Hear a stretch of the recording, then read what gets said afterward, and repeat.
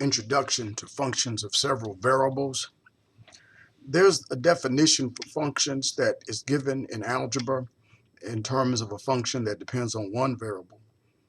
We now state the definition for a function that depends on two variables, and this can be expanded to a function that depends on three variables and so on.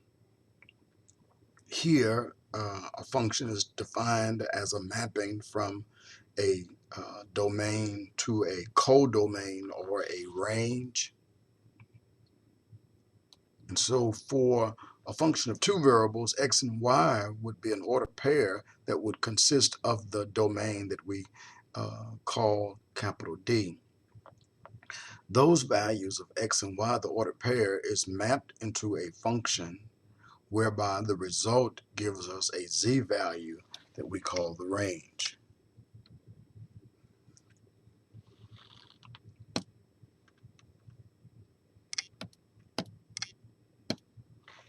So this mapping, as always, where we go from one set, and here a set of ordered pair, x and y, to some value z, which is equal to f of x, y. We have our domain, we have the machine operator f, and then we have our range, or more accurately, codomain. Well, first we look at a slope that is the difference quotient, and it is the difference quotient of the secant slope function. What it will give us ultimately would be the partial derivatives, the first part a with respect to x, and then the partial derivative of the function f with respect to y. So let's consider the first part. And we find this difference quotient here where x is changing and y is held fixed. F of x plus delta x comma y minus f of x y all over delta x. Well, this gives us 3 times x plus delta x to be squared minus 2y. Now minus the function, which is 3x squared minus 2y in the bracket all over delta x. Further simplification, we have 3 times x squared plus 2x delta x plus delta x squared minus 2y minus 3xy plus 2y all over delta x. I'm leaving a parentheses off somewhere.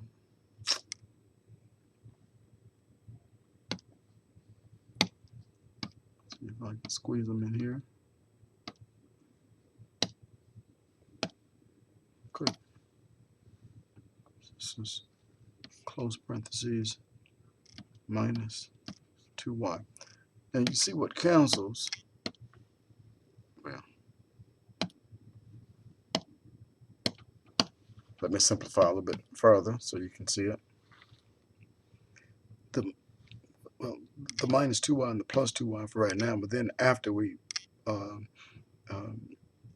distribute the 3 through the parentheses, the 3x squared will go out as well. So this is 3x squared plus 6x delta x plus 3 delta x squared minus 3x squared all over delta x.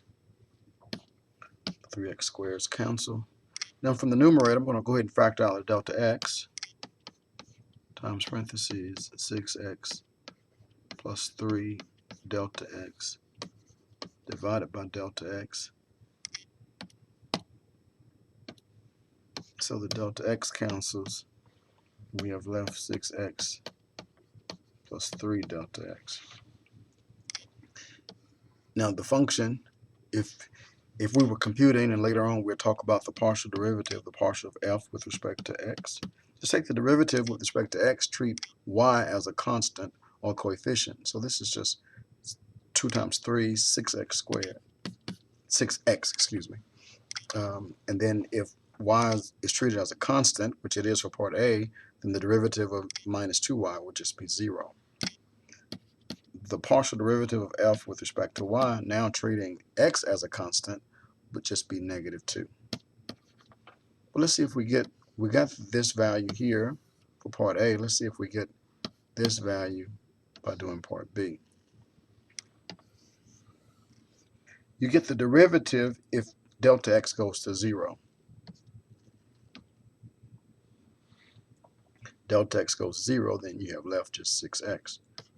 Part B, we're looking for f of x comma y plus delta y minus f of xy all over delta y. Well, the function again is 3x squared minus 2y. So this is 3x squared minus 2 times parentheses y plus delta y minus the function 3x squared minus 2y all over delta y. Well, we simplified all of that. This is 3x squared minus 2y minus 2 delta y minus 3x squared plus 2y all over delta y. Now the 3x squares cancel. Minus 2y and the plus 2y. All we have left is negative 2 delta y over delta y. The delta y's cancel, and we have left just minus 2.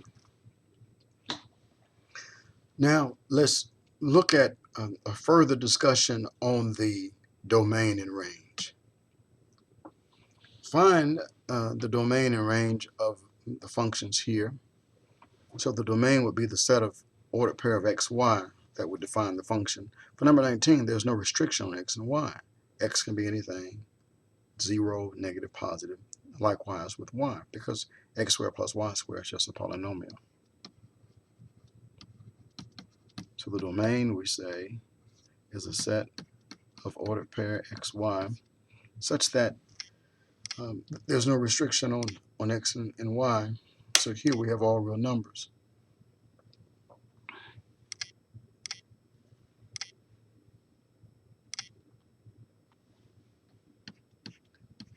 X, all real numbers, and y said to belong to the set of all real numbers as well.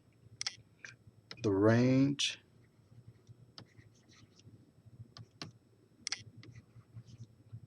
is the z value, such that here there's no restriction.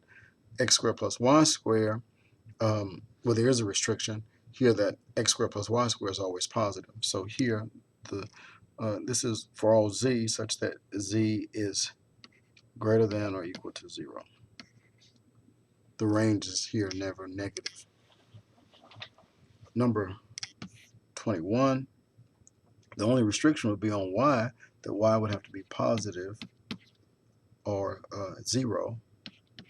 So we say that the domain is the set of ordered pair x, y, such that y is greater than or equal to 0. There's no restriction or limitation on x. For the range,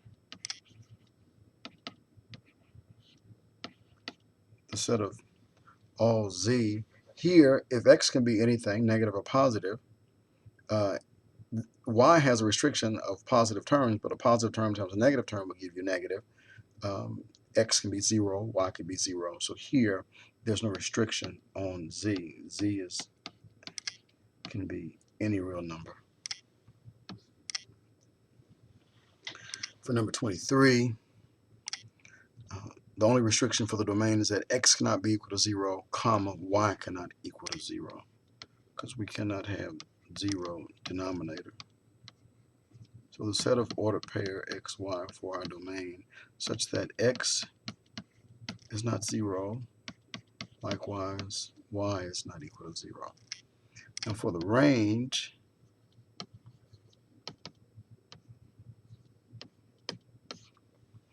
all z values such that here z could equal to 0, where that is that x and y can be opposite.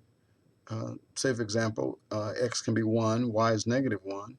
So you get 0 divided by negative 1, which is allowed. So here, z is any real number. We come to number 25. The domain would be the values 4 minus x squared minus y squared is positive or 0. So 4 minus x squared minus y squared is greater than or equal to 0. If we add x squared and y squared on both sides, we end up with x squared plus y squared is less than or equal to 4. This is our domain.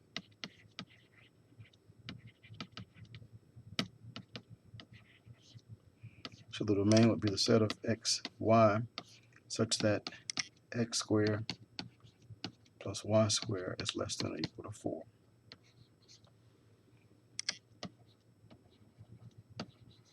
The range, well, we investigated. The range would be the values of z. So we say that here z is equal to the square root of 4 minus x squared minus y squared. Let's see if we can see and pinpoint what this is. So if I square both sides, I get z squared is equal to 4 minus x squared minus y squared. If I add x squared and y squared to both sides, I get x squared plus y squared plus z squared is equal to 4. Well, this gives us an ellipsoid.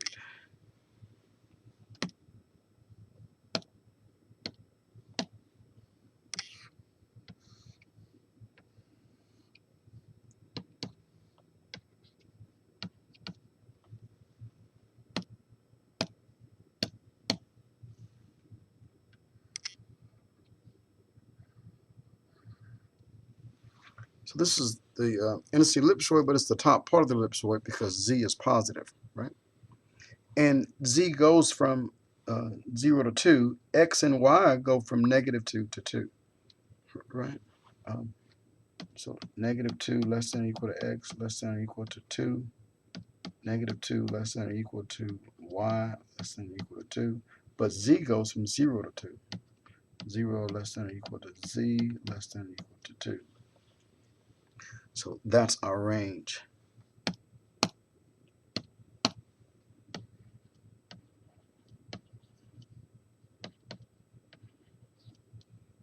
The range is all z such that 0 less than or equal to z less than or equal to 2.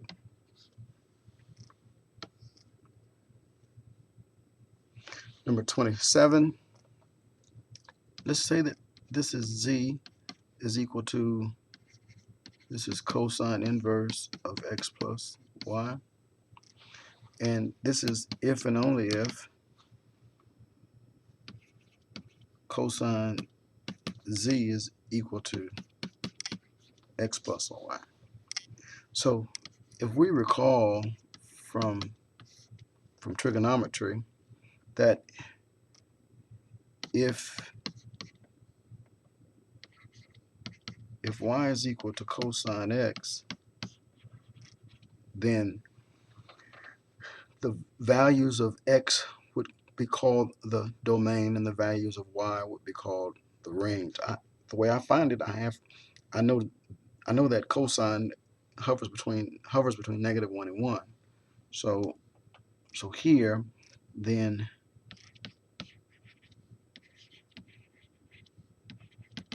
the domain is something, and the range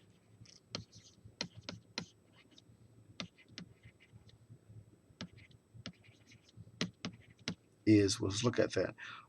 the y values are between -1 and 1. Well, if the range values are between -1 and 1, what gives us that for x values? The cosine of what gives us -1? Cosine of what gives us 1? Well, that's going to go from 0 to pi. So when cosine of 0, we get 1, and then cosine of pi, we get -1. We just write that in the order of descending to increasing order. So here, so then the domain is 0 less than or equal to x less than or equal to pi. This is for this statement here.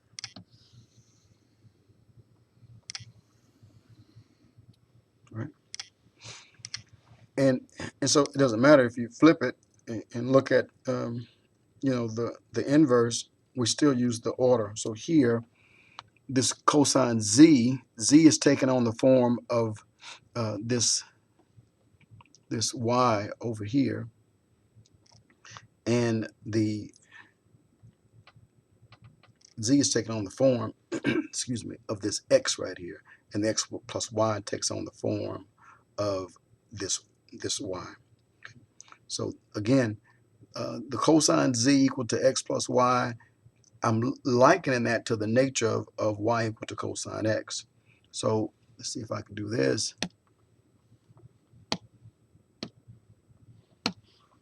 So here, this is of this form. Okay. So if that be the case, then I'm considering this guy. I'm going to just put in the middle here 0 less than or equal to x plus y less than or equal to pi. And then this y, excuse me,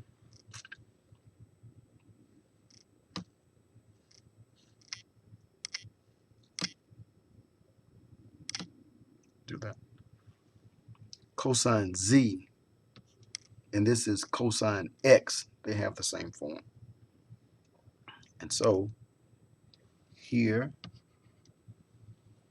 I'm going to replace this x with z. Just match it up. And then this y is in this position of x plus y. So it's going to go there.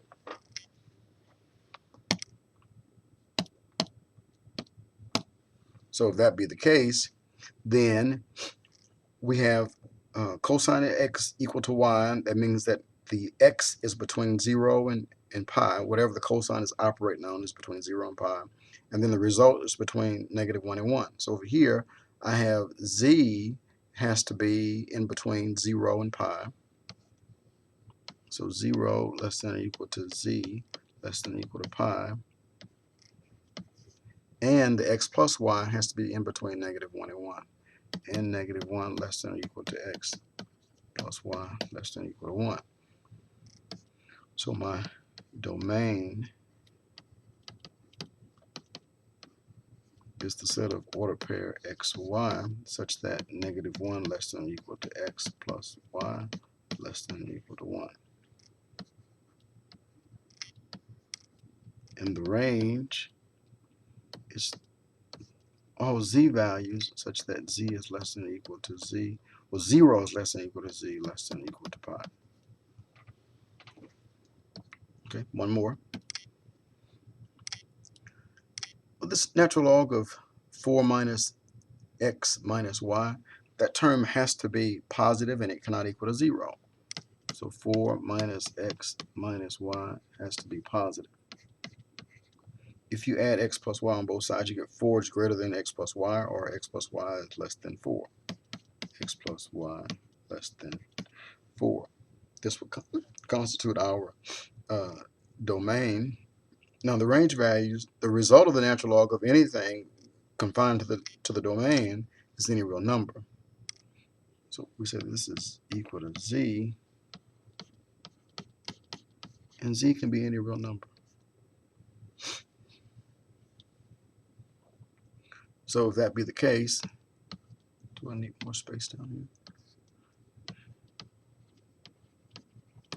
The domain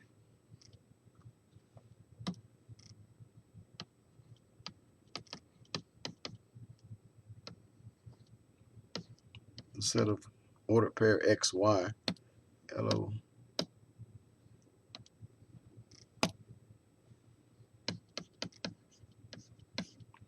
such that x plus y is less than 4.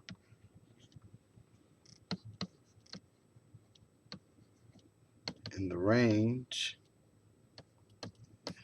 all values z, such that z can be any real number.